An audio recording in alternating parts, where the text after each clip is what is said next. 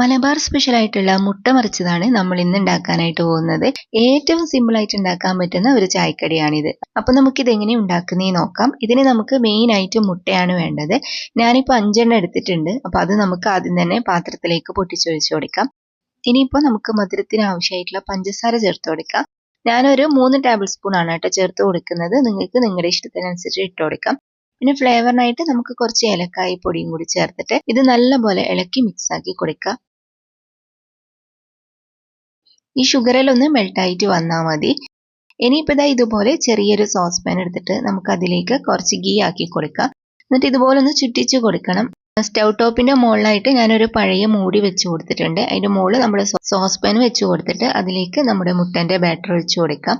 എന്നിട്ട് മൂടി വെച്ചിട്ട് ഏറ്റവും ചെറിയ തീയിലാണ് കേട്ടോ ഇത് നമ്മൾ വേവിച്ചെടുക്കേണ്ടത്. പകുതി സെറ്റായിട്ട് വരുന്ന സമയത്ത് നമുക്കിതിലേക്ക് നട്ട്സ് എല്ലാം ആഡ് ചെയ്ത് കൊടുക്കാം.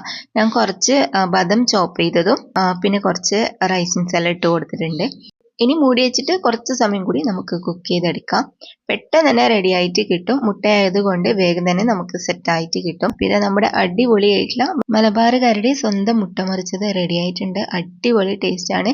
ഒരു പീസ് കഴിച്ചാൽ പിന്നെ നിങ്ങൾക്ക് നിർത്താനേ കഴിയില്ല. അത്രക്കും അടിപൊളി ടേസ്റ്റ് ആണ്. അപ്പോൾ എല്ലാവരും ട്രൈ ചെയ്ത് നോക്കിയിട്ട് ഫീഡ്ബാക്ക് അറിയിക്കുക. ഇന്നത്തെ റെസിപ്പി നിങ്ങൾക്ക് എല്ലാവർക്കും ഇഷ്ടമായിട്ടുണ്ടാവുമെന്ന് വിചാരിക്കുന്നു. ഇതുപോലുള്ള റെസിപ്പികൾ കാണാനായിട്ട് നമ്മുടെ പേജ് ഫോളോ ചെയ്യാൻ മറക്കരുത്.